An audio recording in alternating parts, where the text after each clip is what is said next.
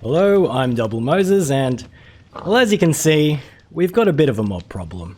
This place is being overrun, and I think it's time we do something about it. And the way we stop these mobs from bothering us is by building a Mobswitch to prevent them from spawning in. Now, this isn't something I want to use most of the time, as I think hostile mobs are interesting, but there are times when it's not really feasible to fully light up an area, and a badly placed creeper explosion can ruin hours of work, such as when you're building things like piston bolts or tunnel bores. The idea behind a Mobswitch is surprisingly simple. Each dimension handles its mobs independently, and within each dimension, so overworld, nether, end, there is a mob cap which limits how many mobs are allowed to spawn. That cap starts at 70 for a single player, and increases by up to 70 per extra player in that dimension. Once the mob cap is full, new mobs will stop spawning in. Now, if we can take enough of these mobs to fill that mob cap, place them somewhere where they're loaded but won't despawn, we can make the world safe from creeper explosions. The first thing we need is a way to gather the mobs. The simplest way is just to use a dungeon mob spawner. They ignore the mob cap, so as long as we're within 16 blocks of it, it's going to keep spawning until we have the amount of mobs we need. So that number is 70 times the number of players we want to stop spawning for, plus 1. So that's 71 for a single player, 141 for 2, 211 for 3, etc. It's slow, but easier than the alternatives. Next, we're going to need somewhere to put them, and for that, we're going to need persistent lazy chunks.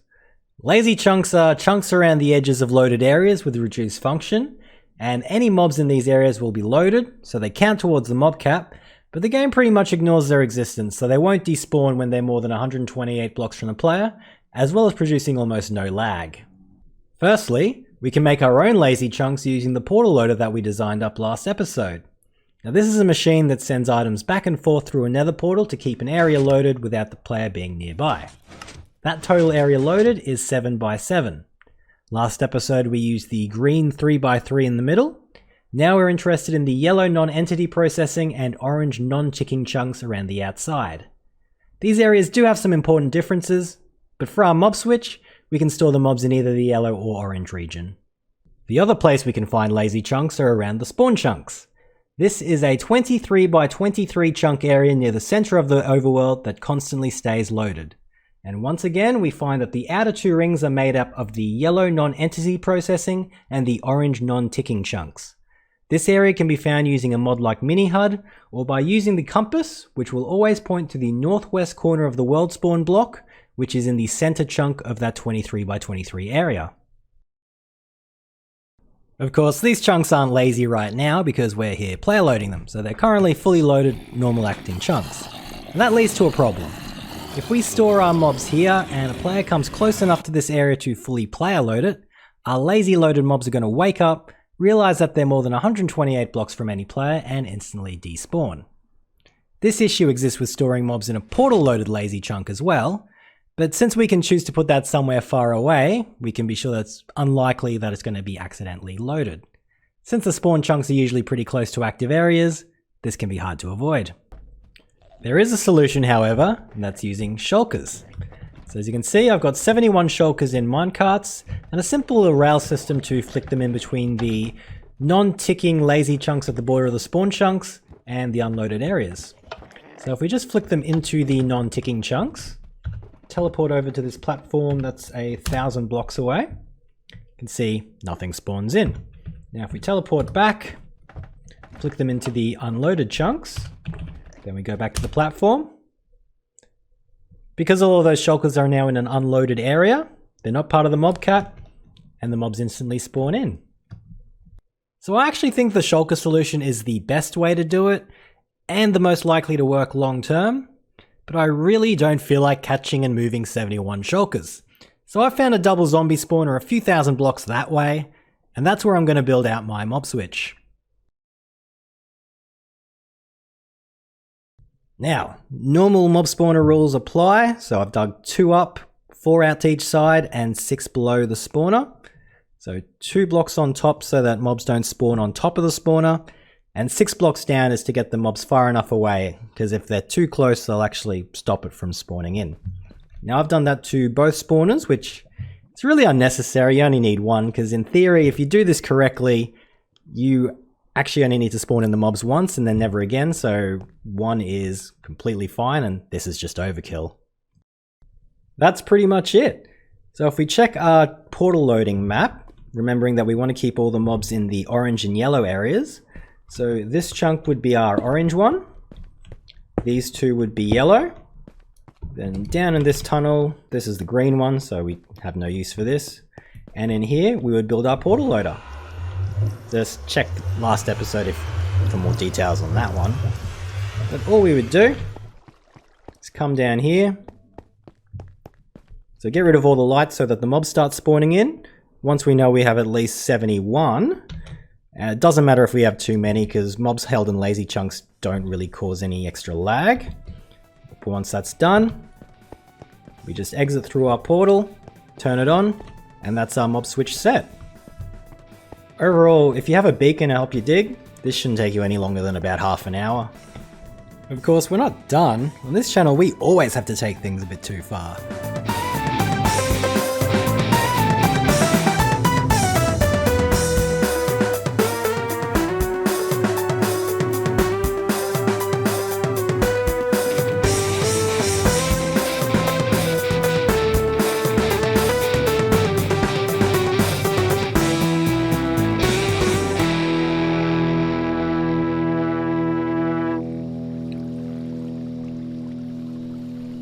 Okay, so I've just thrown together a little design because even though we probably never need to come back here, I didn't want to leave a featureless stone box.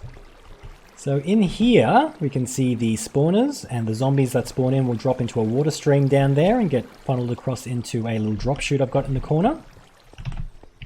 Then down here, they'll fall down into that corner there, where the water stream will push them across into these glass cages. And in each cage we've got a small counter system which will count up the mobs and tell us when we've got enough. Counting out the zombies is pretty simple, and we do that by using the gold pressure plate. So if we take a comparator output from it, every single zombie that steps onto the plate will increase the power output by 1.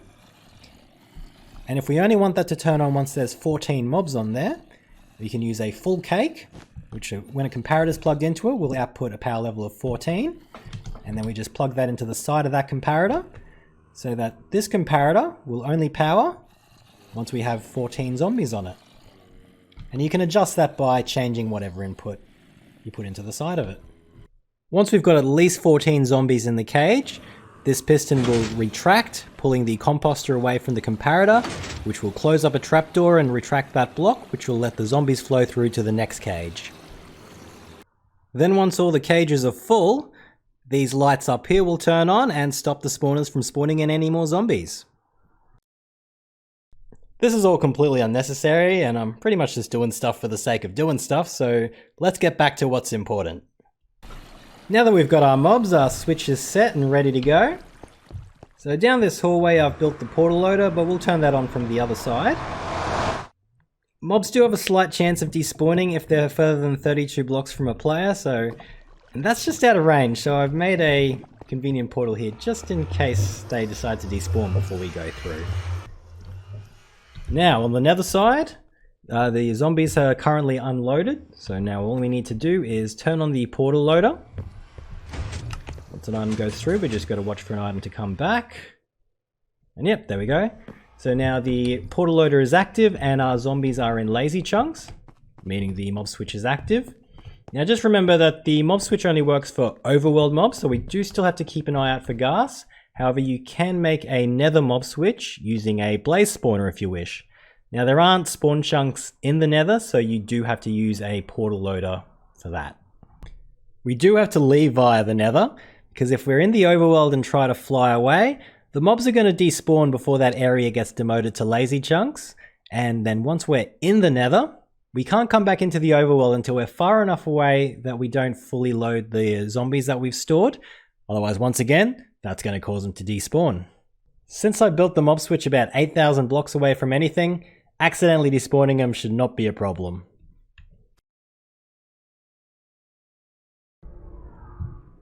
Now we're at an ocean monument and there's not a single guardian in sight, so it looks like the mob switch is working.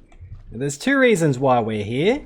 First one is because I really need a guardian farm and I have an interesting design I want to build up. I don't know when I'm going to get around to it, but I at least want to tear this down. The other thing is to show that there are certain mobs which aren't affected by the Mobswitch. So any mobs that spawn in as part of world generation, so like the Elder Guardians spawning in as part of the Ocean Monument, are not affected by the Mobswitch. Get out of here. You'll find Drowned that spawn in as part of Ocean Ruins, as well as the Illagers that you find within the Woodland Mansions.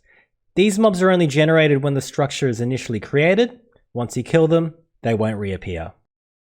Raids will also ignore the mob cap, and with a quick look at the code, I'm pretty sure Pillager patrols do as well. And of course, there's that shining example of awesome game design. Nothing can stop the Phantom. To give our Mobswitch a real test, what we need is a very fast mob farm.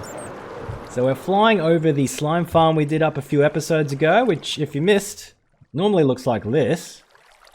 But after spending a few hours AFK time here, every single chest is empty.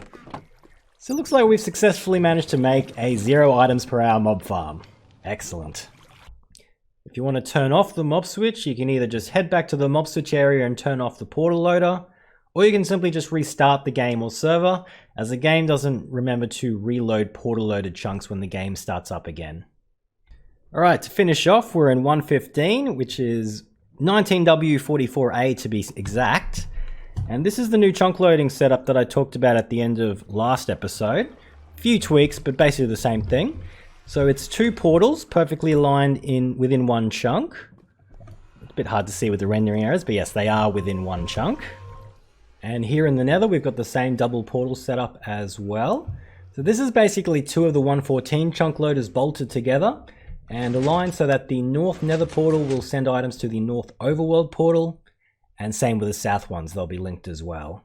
So it works basically the same.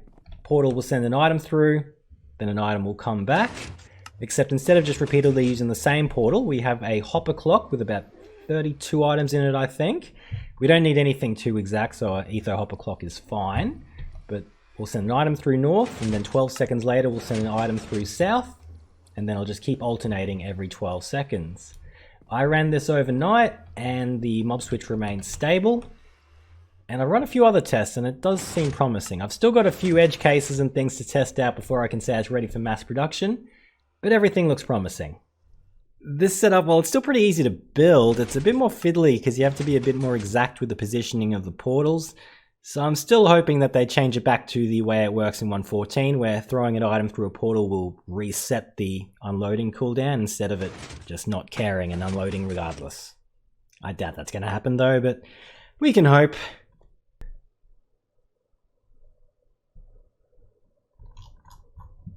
Alrighty, now the world is safe, we can kick back and relax. I've already got next episode planned out. I'm currently testing out a simple 2-cell, no redstone starter iron farm that gets over 800 per hour. So as long as there's no horrific flaws, that should hopefully be out within a week or so. But then again, this episode was supposed to be out 3 weeks ago, so we'll see how that works out, eh? Anyway, thank you very much for watching. Have a good one. See you later.